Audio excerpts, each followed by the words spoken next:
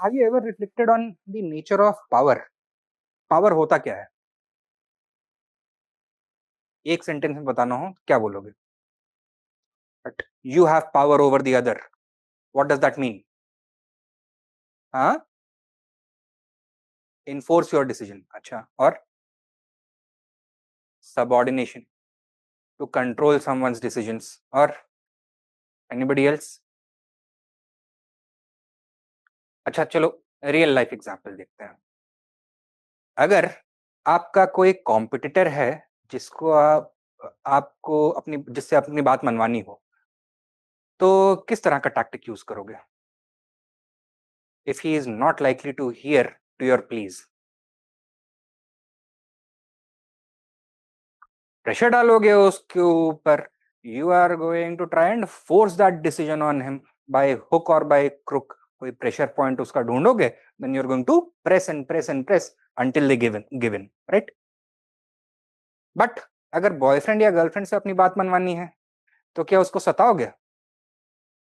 नहीं। तो फिर क्या करोगे? प्रॉब्ली खुद को सताओगे, राइट? कि मैं खाना नहीं खा रहा जब तक बाबू मेरी बात नहीं मानेगी, टाइप इस तरह से। है ना?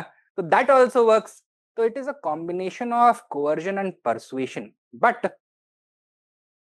एसेंस पावर का यही है, it is the ability to make others do what you want. ठीक है? कि आपकी विल इन्फोर्स हो किसी तरह से। And all of you identified this correctly, किसी ने भी गलत आंसर नहीं दिया यहां पर। Now what are the ways in which states exercise power? Rules and laws तो चलो ठीक है, लेकिन भाई रूल तो ये भी बना हुआ है कि आप क्या बोलते हैं, सड़क पर फोन नहीं यूज कर सकते, सड़क पर चलते हुए फोन तक नहीं यूज कर सकते। क्या आप वो रूल ऑब्जर्व करते हो? ठीक है, तो that is one aspect only. Others, और क्या एस्पेक्ट होगा? क्राइम का पनिशमेंट होना चाहिए। ठीक है? Threat of violence, monopoly over violence must exist. What else? आप लोग, हमें एक चीज अज्यूम कर रहा हूं, मैं बता देता हूं। You are assuming that power always flows downwards, यानी कि जो ऊपर बैठा हुआ है, they have an unlimited capability to enforce their will downwards. ऐसा होता है? जो लोग ऐसा ही करते रहते हैं उनके साथ क्या होता है पता है? What are revolutions? They are reactions from below, right? Against autocracy, against imposition. तो is imposing your will always the best strategy? नहीं, राइट? तो कुछ मैकेनिज्म्स ऐसे भी होने चाहिए कि लोग आपसे खुद कोऑपरेट करना चाहें। ठीक है? May be instead of making them political outsiders, make them political Insiders. अब अगर नक्सल अफेक्टेड एरियाज में लोगों का डिमांड है कि हमको इकोनॉमिक अपॉर्चुनिटीज नहीं मिल रही हैं, तो बेस्ट रेमेडी क्या होगा कि वहां पे हमेशा सीआरपीएफ का कैंप बनाओ एंड कोम्बिंग ऑपरेशंस करो, या फिर वहां पे स्कूल बनाओ, रोड ले जाओ, हॉस्पिटल बनाओ, एजुकेशनल इंस्टीट्यूशन बनाओ। This is the better strategy to do. दोनों का कॉम्बिनेशन यूज करना पड़ता है ना। केवल एक अगर होगा तो जो पाकिस्तान में अभी चल रहा है, that is always going to happen. एक बार वो 1917 में ऑलरेडी दो में टूट चुका है। Now it is on the verge of breaking up या फिर ट्रांसफॉर्मिंग, एंड दूसरी बार उसी नहज पे पहुंचते जा रहा है। तो that is a poor way of implementing power. हाँ, आपके पास हो सकता है कि बम हो, गोली हो, बारूद हो, सैलरीड सोल्जर्स हो, you can you have the ability to terrorise, make the people submit to your own will. Should you do that always? वो नहीं करना चाहिए। तो imagine power as a structural Edifice.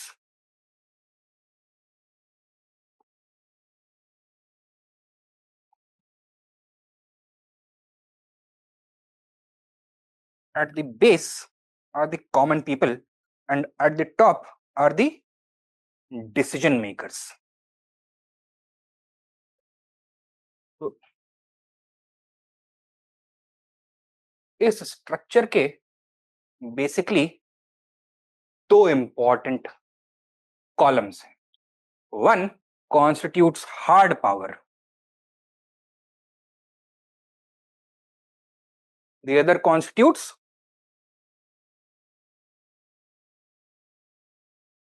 Soft power, ठीक है। Hard power के constituents क्या होते हैं? What make up hard power? If the state wants to exercise hard power, which resources should it mobilize? Police का डंडा चलवा दो, मिलिट्री से गोली चलवा दो, टैंक चलवा दो, ठीक है। और पुलिस को पे करने के लिए, मिलिट्री को पे करने के लिए, इक्विप करने के लिए, कैंपेन्स चलाने के लिए क्या चाहिए होता है? पैसा चाहिए होता है। That is needed to taxation, finances, that is a component of hard power. Further, हर समय विल इंपोज करने के लिए केवल फिजिकल वायलेंस नहीं जरूरी होता है। Sometimes you need to enforce discipline, to implement laws, to discharge justice, to carry out your will at every level of administration. तो कौन चाहिए होंगे? ऑफिशियल्स चाहिए होंगे, ब्यूरोक्रेट्स चाहिए होंगे।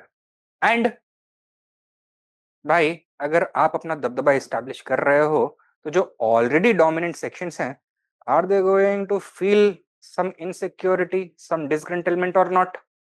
Yes. So you need to make alliances with them also. ठीक है, you strike a deal with them.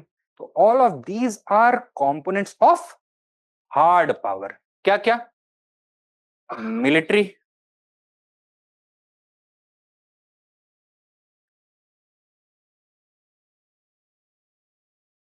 bureaucracy, finances, alliances, both within your system and with outsiders also alliances रखने पड़ेंगे, ठीक है। So these are the constituents of hard power. But if only this kind of power is exercised, this situation becomes unsustainable because there is always going to be a counter reaction from the below. This indicates that kind of power which is enforced from above rather than realized from below. तो मोदी सरकार का सबसे important भाषण कौन सा है? Slogan क्या है? सबका साथ, सबका विकास। I hope you are understanding कि ये क्यों बोलना जरूरी होगा, especially in a democracy or a system which purports itself to be a democracy like ours, right? तो सॉफ्ट पावर में what are the important constituents कि आपको डंडा चला के लोगों को अपनी बात ना मनवानी पड़े, प्यार से बात मान जाए।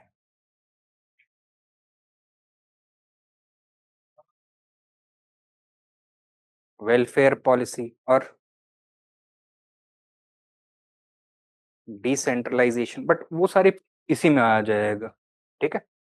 Moral policing to a certain extent I can understand, decentralisation लेकिन उसमें आ जाएगा। बताओ, इलेक्शन के पहले जितने बड़े बड़े नेता हैं, आप क्या करते देखते हो उनको? अरे भाई, कोई मंदिर जाता है, कोई मस्जिद जाता है, कोई हिमालय गुफा में जाके बैठ करके योगा वोगा करने लगता है। होता है कि नहीं होता है? Why do you think they need to do this? To tell the masses you should choose me. Why? Because I'm closer to God, right? I am God's choice. If you don't vote for me, you are not simply voting against me, you are voting against God himself, ठीक है। तो एक तो चाहिए होता है इनको religious या आइडियोलॉजिकल सैंक्शन।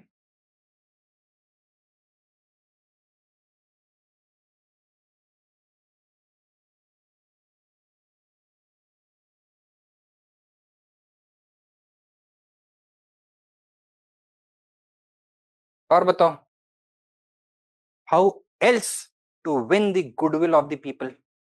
वेलफेयर मैकेनिज्म की हम बात नहीं करेंगे, वो हम एडमिनिस्ट्रेशन में ही इंक्लूड कर सकते हैं। In fact most of these things ना, ये केवल एक डोमेन में नहीं एग्जिस्ट करते हैं। Hard power always intersects with some form of soft power. तो दोनों को as overlapping mechanisms, overlapping strategies आपको कंसिडर करना चाहिए। बट रिलीजियस आइडियोलॉजिकल सैंक्शन, इसके अलावा बताइए और क्या फैक्टर्स हो सकते हैं? हम्म मासेस की तरफ।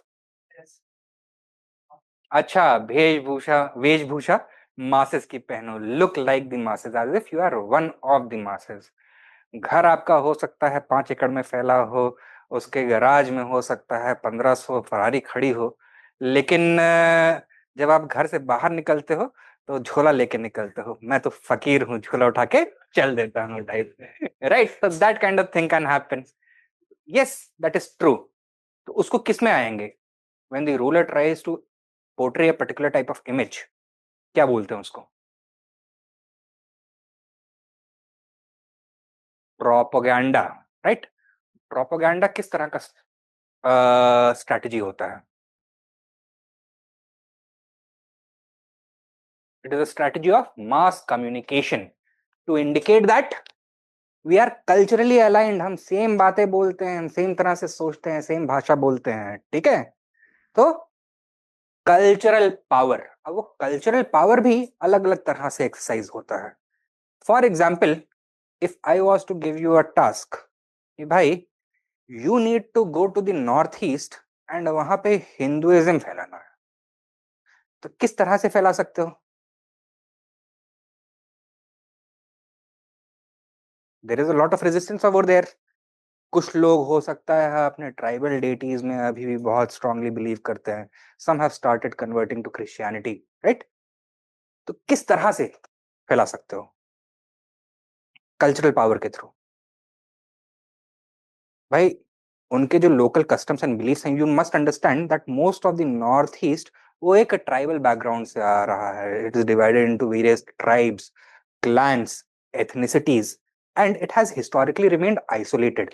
So life over there has developed in a rather untouched manner with respect to the rest of the world. तो यानी कि उनका जो इंडिजिनस कल्चर है दैट इज क्वाइट डिस्टिंक्ट। सबसे बड़ा डर क्या है उनको? कि अगर बाहर से लोग आएंगे, we are going to lose our culture, हम उनकी भाषा बोलने लग जाएंगे, they are going to come in here and with their expertise they are going to start dominating the market, economy, jobs, education. यही डर होता है ना लोगों को कि हमारा कल्चरल इरेजर हो जाएगा, we are going to be subordinated. तो how can you convince them कि नहीं, आप मेन स्ट्रीम में भी आ जाइए and within the main stream Hindu culture, Hindu society का पार्ट बन जाइए। आज से तेरी सारी गलियां मेरी हो गई, तो ये वाला यहाँ पे मॉडल लगाना पड़ेगा, राइट? कैसे? कि आज से आपके भगवान हमारे भगवान होंगे, आज से हमारे मंदिरों में आपके पुजारी आके पूजा करवाएंगे, आज से हमारे ओवरऑल अम्ब्रेला के अंडर आपको लोकल ऑटोनॉमी दी जाएगी, you will have the authority to countersign all the decisions that I make with respect to your particular region, your particular tribe. So this is a more integrative method of cultural integration. ठीक है? तो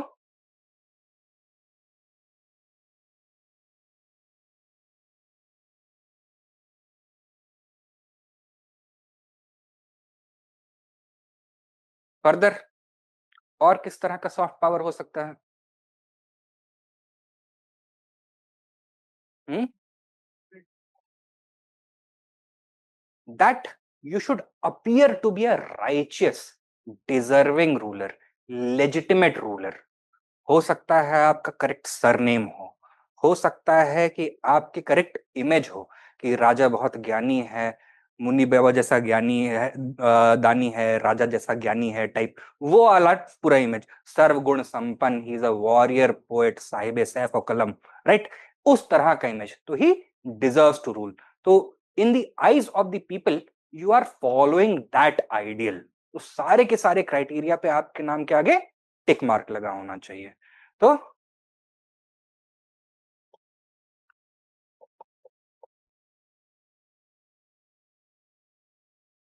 legitimacy, ideology, culture, legitimacy. अब ये हमेशा एक दूसरे से completely distinct नहीं होते हैं, they are often overlapping and indistinct, but these are the constituents of hard power and soft power. ठीक है?